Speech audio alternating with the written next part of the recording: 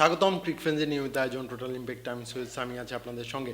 Bangladesh premier লিগের এবার আসরটা শুরু হয়ে গেল। প্রথম ম্যাচে সিলেট টাইটান্সকে কিন্তু হারিয়ে দিয়েছে রাজশাহী ওয়ারিয়র্স। দারুণ একটা সেঞ্চুরি তুলে নিয়েছে নাজমুল হোসেন শান্ত, পাশাপাশি একটা হাফ সেঞ্চুরি পেয়েছেন মুশফিকুর রহিম। এই ম্যাচটা নিয়ে কথা বলার জন্য হাজির হয়েছে, আমার সঙ্গে আছে মোহাম্মদ সাদমান। সাদমান, স্বাগতম। ধন্যবাদ। বিপিএলের গত আসরটা নাজমুল হোসেন শান্তর একেবারেই ভালো যায়নি। 5টা ম্যাচে খেলার সুযোগ পেয়েছিলেন, মাত্র 56 রান করেছিলেন। আজকে কিন্তু সেঞ্চুরি তুলে নিয়েছেন। তার সেঞ্চুরিতে ভর করেই 8 উইকেটে জয় পেয়েছে রাজশাহী। 5 ম্যাচ খেলার পরে কিন্তু শান্তকে পরপর ম্যাচে কিন্তু ড্রপ করা হয়েছিল। তিনি বাংলাদেশের হয়ে খেলার জন্য যে প্রস্তুতিটা নেওয়ার সুযোগ ছিল সেই প্রস্তুতিটা নিয়েছিলেন, কিন্তু বিপিএলে খেলতে পারেনি সেই সময়টা। এটা আসলে একটা আক্ষেপ ছিল শান্তর জন্য, যে নিজের দেশে একটা ফ্র্যাঞ্চাইজি টুর্নামেন্ট, সেখানেও তাকে আসলে ড্রপ করা হচ্ছে। সেটা কিন্তু বিপিএলে এবার আসলে প্রথম ম্যাচেই তিনি একটা জবাব কি দিলেন আপনার মনে হয়? তা তো অবশ্যই। আপনি যদি দেখেন যে শান্তকে কিন্তু বলছিলেন যে আগের টুর্নামেন্টে আমরা কিন্তু দেখতে পাচ্ছিলাম না, এবং ওই টুর্নামেন্টে আসলে এত বরিশালের টিমটা এত কম্প্যাক্ট ছিল যে সেখানে শান্তর প্লেস খুঁজে পাওয়াটা কিন্তু কঠিন ছিল। সেখানে শেষ পর্যন্ত উইকেট কিপার ব্যাটার হিসেবেও খেলানো হয়েছিল, যেহেতু কোনো স্কোপ পাওয়া যাচ্ছিল না তাকে আসলে খেলানোর জন্য। কিন্তু তিনি কিন্তু ন্যাশনাল টিমের জন্য খুবই একজন বড় প্লেয়ার বা একটা ইম্পর্ট্যান্ট কি প্লেয়ার। সো সেই হিসেবে আপনি যখন ফ্র্যাঞ্চাইজি লিগ খেলতে পারবেন না, বিপিএলের মতো একটা টুর্নামেন্ট, দেশের টুর্নামেন্ট, তখন কিন্তু আসলে সেটা হতাশা। কিন্তু এবার কিন্তু তিনি আসলে নতুন একটা ফ্র্যাঞ্চাইজিতে যোগ হয়েছেন এবং তিনি প্রথম থেকে এই ফ্র্যাঞ্চাইজির সাথে আছেন এবং তিনি ক্যাপ্টেন হয়েছেন। সো সেই ক্ষেত্রে সেইভাবেই ক্যাপ্টেন্স নক যেটাকে বলে, সেইভাবেই কিন্তু আসলে শুরু হয়েছে। বিপিএলটা শুরুর আগে কিন্তু আসলে অনেক নাটকীয়তা গিয়েছে। গতকাল পর্যন্ত কিন্তু অনেক অস্থিরতা বিরাজ করেছে। আমরা এখন যখন ভিডিও বানাচ্ছি একটু পরে আসলে নোয়াখালী এক্সপ্রেস নামবে, তাদেরকে কিন্তু গতকালকে অনেক এই নাটক হয়েছে। কিন্তু এত কিছু মিলে আজকে মাঠের খেলাটা যখন হলো, অনেক কিছুই কিন্তু আসলে স্বস্তির ব্যাপার রয়েছে। যেখানে প্রথমেই আমরা বলছিলাম ব্রডকাস্টিং নিয়ে, আমরা যখন খেলা দেখছিলাম যে এইবারের ব্রডকাস্টিংটা কিন্তু খুবই চমৎকার লাগছে। আপনার গ্রাফিক্স বলুন, আপনার ক্লিয়ারিটি বলুন। আমি দেখছি শান্ত যেই 5টা ছক্কা মেরেছেন, এগুলো আসলে সিরিয়াল বাই সিরিয়াল দেখাচ্ছিল। গ্রাফিক্সগুলো খুবই সুন্দর, কত মিটার ছক্কা হয়েছে এগুলো দেখাচ্ছিল, যেগুলো আসলে আমরা গত বিপিএল বা আগের বিপিএল গুলোতে আমরা এই গ্রাফিক্সগুলো মিস করেছি। হ্যাঁ, সো সেই হিসেবে সব কিছু মিলে কিন্তু খুবই ভালো ছিল।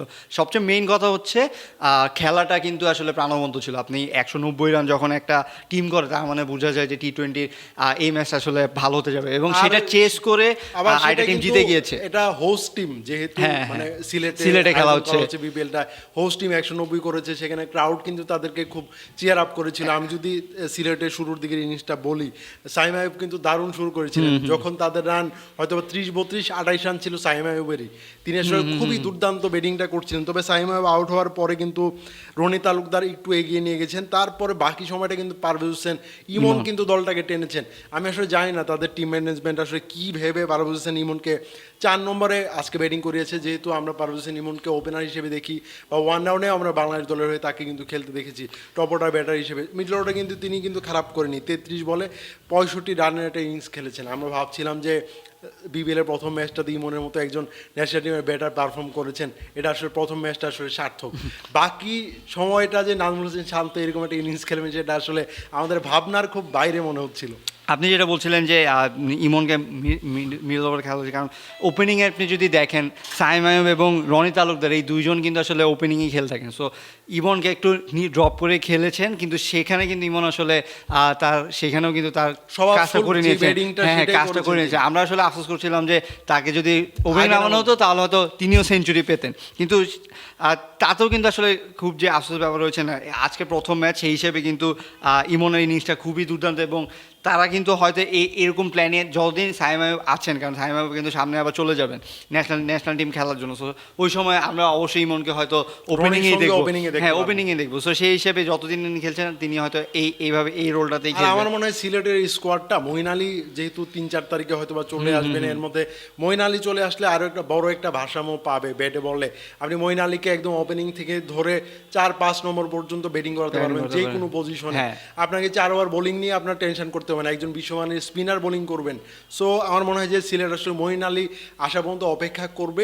এর মধ্যে তারা যদি মানে জয়ে ফিরতে পারে, নেক্সট ম্যাচগুলোতে যদি জিততে পারে, তাহলে তাদের জন্য খুব বড় একটা প্লাস পয়েন্ট হবে। এবং আমি এখানে কিন্তু আফিফের কথা আসলে বলতে, তিনি 19 বলে 33 রান ইনিংস খেলেছেন, একদম শেষ দিকে। তিনি কিন্তু আসলে আউট অফ ফর্মই বলা যায় অনেক, মানে ন্যাশনাল টিম থেকে আসলে বাইরে। হ্যাঁ, ন্যাশনাল টিমের জন্য আউট অফ ফর্ম তিনি, কিন্তু এই বিপিএল দিয়ে কিন্তু তিনি আসলে সামনে যেহেতু ওয়ার্ল্ড কাপ আছে, মানে নির্বাচনদের চিন্তায় ফেলতে পারবে নাকি সেটাও কিন্তু দেখার বিষয়।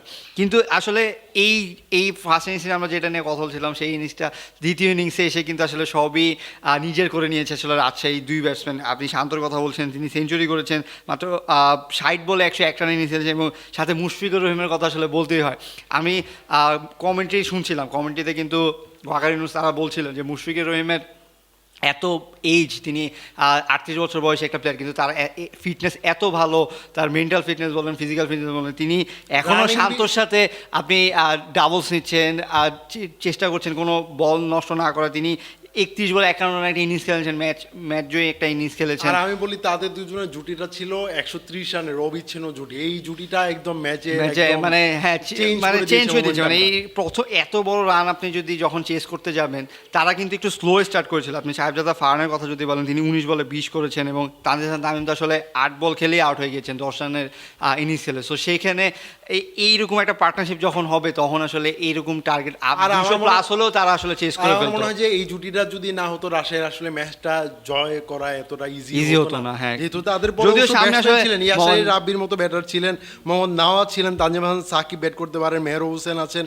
এরা ব্যাটিংটা করতে পারেন মোটামুটি। তবে এইরকম বড় একটা রান চেস করতে গেলে আপনার টপ 3-র মধ্যে, যে টপ 3-4-এর মধ্যে যে ব্যাটাররা থাকবেন তাদেরকে রান করতে হবে। এটা কিন্তু প্রমাণিত হয়েছে যে টপ 4 ব্যাটারের মধ্যে তারা যদি রান করতে পারেন, যে কোনো রানই কিন্তু চেজেবল। সো এখন এই সিলেটের মাটিতে আসলে যতদিন খেলা হচ্ছে, আমরা হয়তো এরকম রান বড় স্কোরের ম্যাচই দেখবো, কারণ সিলেটের মাঠে এই রানগুলো হয়ে থাকে যেটা আসলে মিরপুরে আমরা পাই না। সো আমরা হয়তো নেক্সট ম্যাচে সেই সেকেন্ড ম্যাচটাই কিন্তু আমরা আসলে বুঝতে পারবো যে রাতের ম্যাচগুলো কীরকম রান হয়। সো আমি নেক্সট ম্যাচটার জন্য আসলে নোয়াখালী নতুন একটা টিম আসছে, সেই টিমটা আসলে কেমন খেলে সেটা দেখার জন্য মানুষ কিন্তু ওয়েট করছে। এবং সিলেটে কিন্তু আসলে আজকে পুরো কম্প্যাক্ট ছিল। আজকে যদি এমনি ছুটির দিন, সেই ক্ষেত্রে সিলেটে আসলে পুরা কম্প্যাক্ট একটা এই ম্যাচটাতে আসলে ফুল হাউসই থাকবে। সো দেখা যাক কী হয়। ধন্যবাদ সাদমান আমাকে সময় দেওয়ার জন্য। দর্শক, ক্রিক ফ্রেন্ডের নিয়মিত আয়োজনে আমাদের সঙ্গে থাকার জন্য ধন্যবাদ। পরবর্তী কোনো পর্বে অন্য কোনো বিষয় নিয়ে আবার কথা বলবো, সেই পর্যন্ত আমাদের সঙ্গে থাকুন।